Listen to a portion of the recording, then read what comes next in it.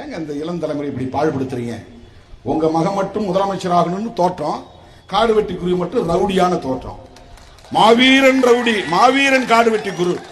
ஏன் மாவீரன் அன்புமணி ராமதாசன் சொல்ல வேண்டியது தானே? யோசிச்சு பாருங்க. வன்னிய சமுதாயத்து இளைஞரை பார்த்து நான் சொல்றேன், பாவம் குரு அதை பார்த்து கேட்டு கேட்டு ஏமாந்து போயிட்டார். அந்த மாவீரன் சொல்றாரு, ஐயாவே சொல்றாரு.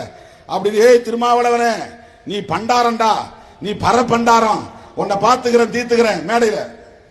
நான் பாவம் பரிதாபப்படுவேன். பாவம் அவர் ராமதாசி சொல்ற உசுப்பேத்த அவர் வந்து திருமாவளவனை வாடா போடான்னு பேசுறாரு. நீ மாடு மேய்ச்சிக்கிட்டு இருந்து வந்தானே, நீ வந்து ஆண்டி பண்டாரம். அதுல இருந்து மேடைக்கு மேடை என்ன பண்டாரம் என்ன சாதி வேணாலும் எனக்கு சாதி மேல நம்பிக்கை கிடையாது. நான் மனிதன், அவ்வளவுதான்.